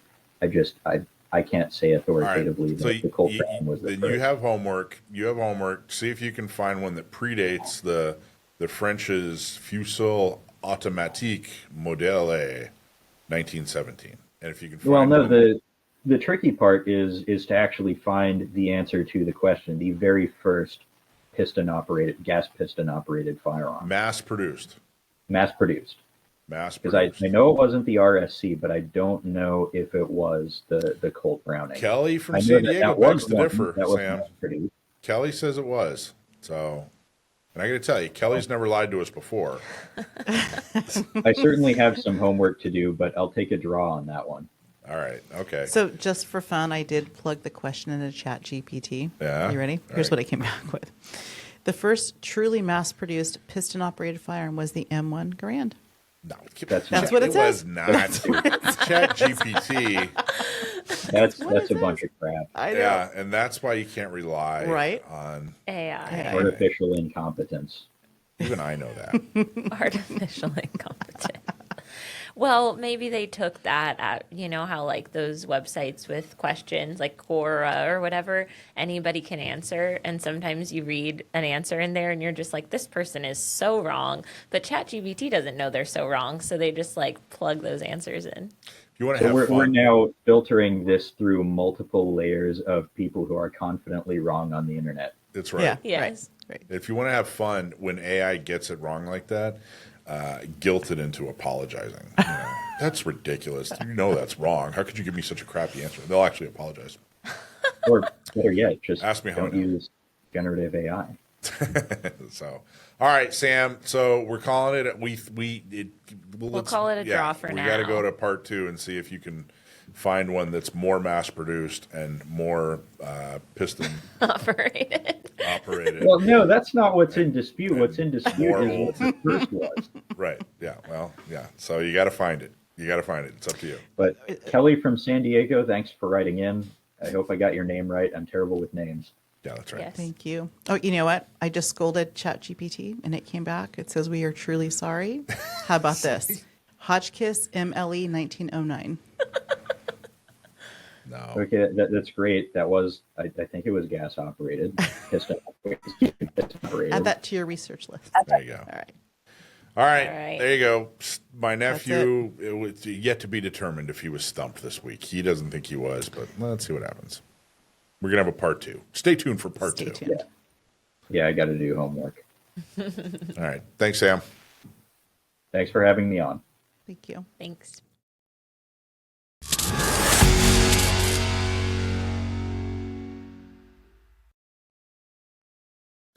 One thing you do not see enough of is the defensive gun uses that happen all the time here in the United States, thanks to your right to keep and bear arms.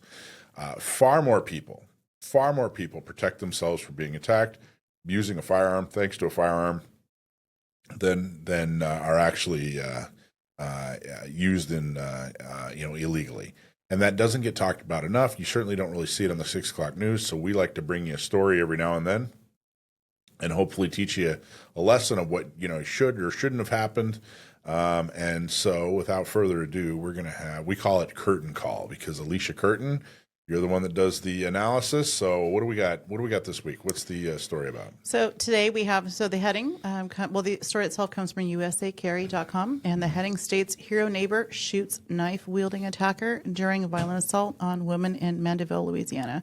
So we do have a short news release on this. I'd like to show that first, and we'll talk about it. All right. A man was shot and killed by his neighbor after stabbing his girlfriend. That's what St. Tammany Parish deputies say happened in Mandeville early this morning. Within the last 3 hours, the St. Tammany coroner identified the man as 49-year-old Sean Quinn. The sheriff's office says a woman ran out of a home on East Richland Drive at around 3 a.m. looking for help after Quinn attacked her inside. Deputies say Quinn stabbed the woman outside and a neighbor shot him after the neighbor demanded that he stop. Quinn died right there at the scene. The woman was taken to the hospital and is expected to survive. Deputies say no charges have been filed.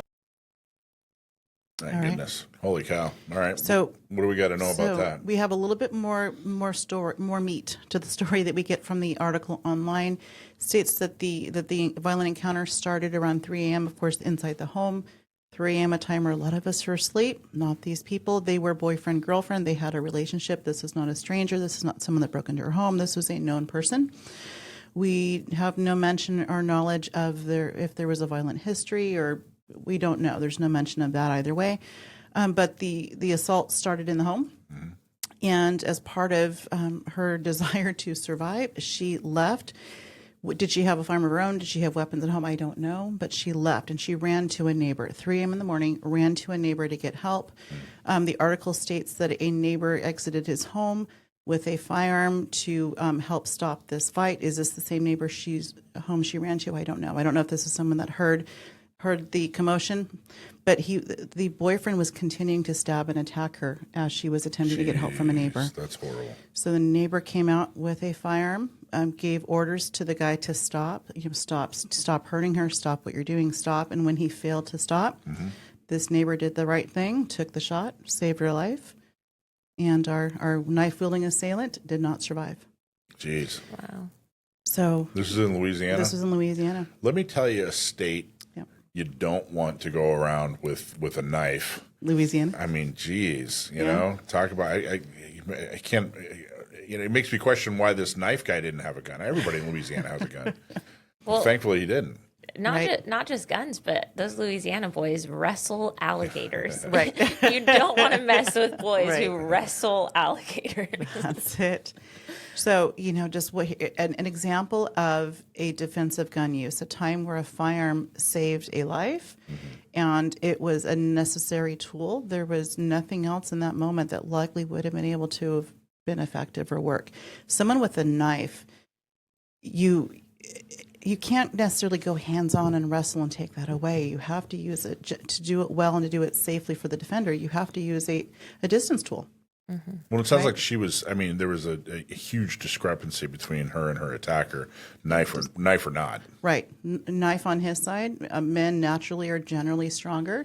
She's a female. There's no mention of a weapon, so she had no defensive weapon. A lot of disparity of force happening here as well. So grateful and thankful that the neighbor first of all had the firearm. Was he woken or was he awake at 3 a.m? I don't know, but he was willing to go out. He was going to help. Far too often, the bystander defect. People generally don't step in a whole lot. Yeah. If you look at, a lot of times we feel safe in numbers. We go places where there's, people out there in public, and we generally think, well, I'm a little safer. There's people around.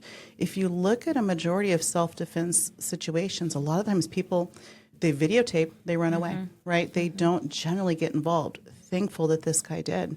Yeah. Right? Thankful this guy did. And he went out, he had the tool, he went out, he had the skills and the ability, and he had the desire to use it. At 3 a.m. And he saved the day at 3 a.m. Good for that guy. No charges have been, of course they mentioned at the end, no charges. There better not be. Yes. So. Well, hopefully never mind. He died, right? He did die. Okay, I was like, hopefully they're bringing charges against the knife guy, but. He took what does John Correa say? He took the front yard temperature challenge. Grass temperature challenge, front yard. Room temperature challenge. Yes. Yes, he did. So I get it. So who's if you had to name the fiercest warrior in the history of mankind, who would you probably name? Maybe a SEAL, a U.S. Navy SEAL, or a Green Beret, or or I don't know, a samurai. Or I would probably of all time. I feel like I'd have to go to like gladiator. A gladiator. So you'd take a gladiator over a Green Beret or a SEAL. Are you saying like today? Like who do I want to help me fight? If you could magically put two people in a room, who do you think would win? Which warrior would come out on top? A Navy SEAL, a Green Beret? That's what I think. A samurai, a ninja, a gladiator. I feel like I need more time to prepare for this question. You know what? Let's not overthink this. I'm like, how big is the room? Do they both have guns? It's funny. My first thought when you started asking the question, well, Chuck Norris, of course. But then you started talking about more like realistic and historical. I'm like, oh man. This is what happens when you have two extremely analytical people on your team. Let's just skip to the point. The point is, let's say you could find the most badass special ops guy in the whole world. Some Navy SEAL. He's 6'5". He's 250 pounds. He, swims a mile in eats a 10 minutes. Whole cow every day. Yeah, exactly. Yeah. My kind of guy. You got that guy. He's completely unarmed. Okay, and you put him in a room alone. with a 95-pound woman with a gun. Okay. Who's going to win? It depends how good the Dakota, for goodness sake. the woman. Who would you with the rather gun. be? The If you had woman with no the other gun. information, would you rather be a 95-pound woman with a gun, or would you rather be an unarmed? If I'm the woman with a gun, I feel pretty good about that. And that's really what I'm trying to get at. I mean, Well, I had my instructor hat. I'm like, well, what did he do to deserve to be shot? Like, I went there first before. What I've said it before, and I like to make this point. There's about 5,000 years of written human history. It's about 5,000 years when people started writing stuff down. Through most of history, through most of human history, the biggest, toughest, strongest, meanest person in society, in a village, got to do whatever they wanted to whoever they wanted. And it wasn't until about 250, 300 years ago that we had an effective, portable self-defense tool, and that changed everything. That meant that a 95-pound woman with a firearm could defend herself against a 6'5" Green Beret, Navy SEAL, ninja, you name it. And that is true equality. That's real equality. And the rest of that is, I usually say, in that time period, in the last 250 years, when people were effectively able to defend themselves for the first time in human history, what happened? Individual rights flourished. The country of the self-governed grew, the United States. The individual rights of women, of LGBT, of minorities, of everybody flourished, and that's not a coincidence. So seeing this poor woman who was clearly outmatched and outgunned, outarmed, outknifed. Her ability to get to a good guy with a gun to stop that attack. I mean, it's just over and over and over again we learn that lesson, that your ability to defend yourself is clearly keeps you safe. Clearly keeps you safe. So I'm glad that she had a defender there, and I'm glad he was armed. That's it. That's the key. What else? Anything else on that? That was just my big takeaway, is that we're our own first responders. We're our own self-defenders. In this case, it worked that there was a neighbor willing to step in, but had that neighbor have been out of town, unwilling, took a sleeping pill, what would have happened? Whatever. We are responsible for our own self-defense, but I'm thankful her neighbor was there to help. Yeah. As am I. There you go.